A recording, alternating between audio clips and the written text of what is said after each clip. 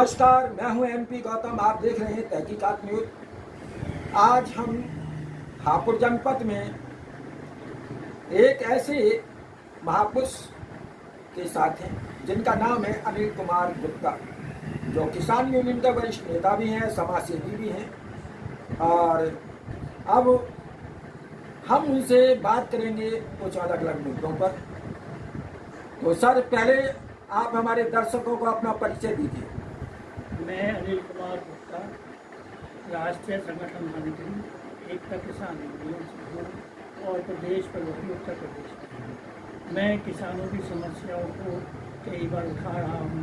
उसका लाभ पाने के लिए सरकार से मैं अनुरोध भी करता हूँ। जैसे कि अब किसानों की फसलें चल रही हैं, बीज की दिक्कत है, पानी की दिक्कत है और कीटनाशक दवाइयों की दिक्कत है। गन्ने का जो मूल्य है वो भी तक लोगों को नहीं मिला है।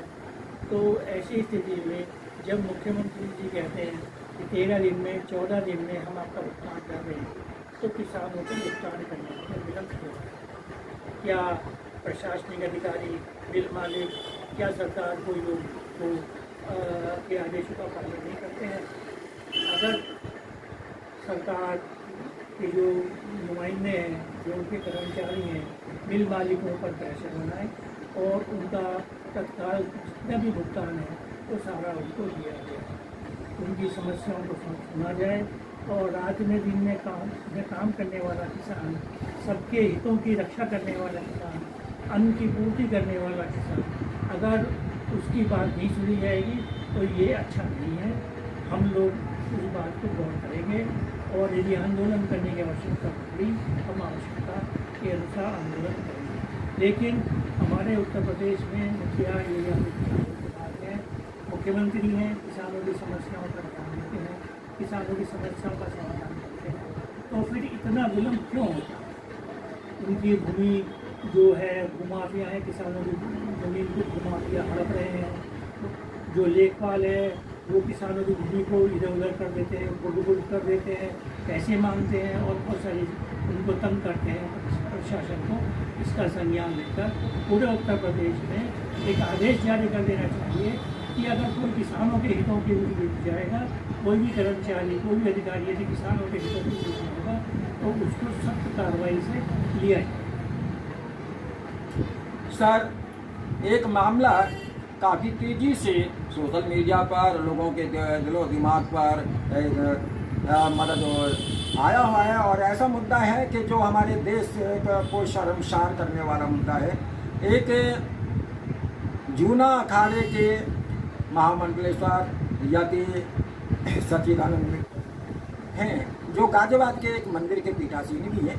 उन्होंने हाल ही में एक बयान जारी किया है कि तिरंगा नहीं लगाया जाए, तिरंगे का बहिष्कार किया जाए और हर घर से तिरंगा उतार के फेंक दिया जाए या वहाँ पर भगवा झंडा लहराया जाए। तिरंगे का अपमान करने वाले ऐसे महामंदिर स्तर के खिलाफ लोग फांसी की मांग कर रहे हैं, तो आपका क्या कहना है? देखिए, जो इन मंडलेश्वर का नाम आप ले रहे हो, वो मंडलेश्वर पहले भी विवादों में रहे हैं और आज भी विवादों में। अगर आप समाज सुधार की बात करते हैं तो विवादित बयान नहीं देने चाहिए। वो हमारे माननीय मुख्यमंत्री जी हैं, माननीय प्रधानमंत्री जी हैं, हर घर तिरंगा की बात होनी चाहिए। 2 सप्ताह तिरंगा उन्होंने हर घर में लगवाया और तिरंगा के माध्यम से उन्होंने पूरे देश में एक संदेश दिया कि तिरंगा हमारी आन है, हमारी मान है, हमारी शान है। तिरंगे का स्वागत करना चाहिए और लोगों ने, हिंदू मुस्लिम सिख ईसाई सभी ने मिलकर तिरंगे को सम्मान दिया और अभी जो 15 अगस्त किया है, एक अच्छा वातावरण देखने को मिला। लोगों ने हमारे माननीय मुख्यमंत्री जी, माननीय प्रधानमंत्री जी के विचारों का सम्मान किया। अब विषय ये है कि जो यतीतानंद है, कहते हैं कि तिरंगे को उतार दो, ये एक पागलपने की बात है, एक गंदी बात है, एक गंदी सोच है। हिंदू समाज में ऐसे लोगों का कोई महत्व नहीं है, न ही उनकी कोई बात सुनता है। ऐसे लोगों पर कानून के हिसाब से सख्त कार्रवाई होनी चाहिए। जहाँ तक भगवा ध्वज की बात है, भगवा ध्वज तो किसी ने मना थोड़ी किया कि अपने घर में भगवा ध्वज मत लगाओ। जिनकी इच्छा भगवा ध्वज लगाने की भगवा ध्वज लगाओ, जिनकी इच्छा पार्टी का ध्वज झंडा लगाने की पार्टी का झंडा लगाओ, जिनकी किसी की इच्छा है कि सनातन धर्म का हम झंडा लगाएंगे तो सनातन झंडा लगाओ, किसी की इच्छा है कि हम किसी अन्य समाज का झंडा लगाएंगे तो उनकी स्वतंत्रता है, वो लगा सकते हैं, उसमें कौन सी बड़ी बात है। लेकिन किसी को तिरंगे का अपमान नहीं सहेगा हिंदुस्तान, ये नारा है। और इस नारे के अंतर्गत यदि जो ये तथाकथित जो कह रहे हैं तो उन पर कठोर कार्रवाई करनी चाहिए। कोई भी व्यक्ति हो, माननीय मुख्यमंत्री जी आदित्यनाथ जी सख्त कार्रवाई करते हैं, इसका भी संज्ञान लेंगे और अवश्य जो है उन पर कार्रवाई होनी चाहिए कि भाई आप अपमान की बात मत करो। अगर वो ये चाहते हैं कि भगवान हर घर में जा रहा है, कोई बात नहीं है, लोग लगाओ भगवान झंडा। किसने कहा? हिंदू राष्ट्र है, हिंदुओं का देश है, मुस्लिम हिंदू सब लोग जो है मिलकर काम करते हैं। जो भगवान लगाना चाहता है भगवान लगाओ, उसमें कौन सी बात है, किसने रोका? लेकिन अगर तिरंगे का अपमान कोई करेगा तो वो कठोर दंड का भागी होगा और कानून के अनुसार उसे सजा मिलनी चाहिए।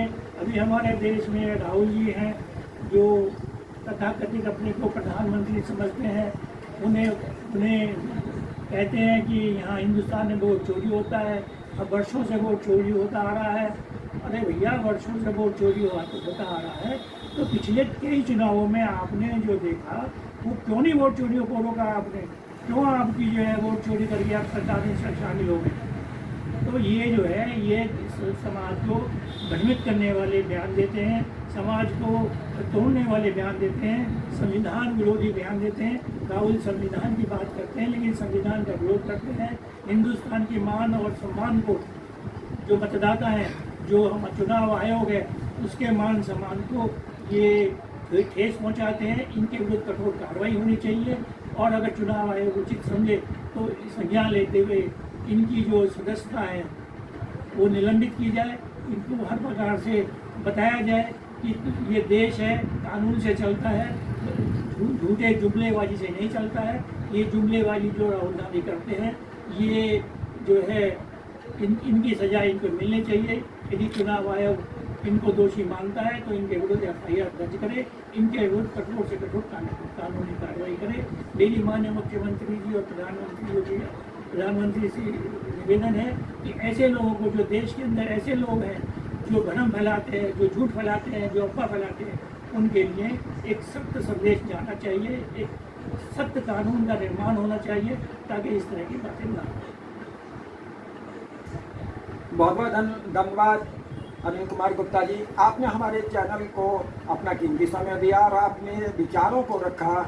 हम फिर मिलेंगे, करिए थोड़ा सा इंतजार। लेकिन मैं अपने दर्शकों से ये ज़रूर कहना चाहूँगा, अगर आपने मेरे चैनल को सब्सक्राइब नहीं किया है, लाइक नहीं किया है तो कर लें।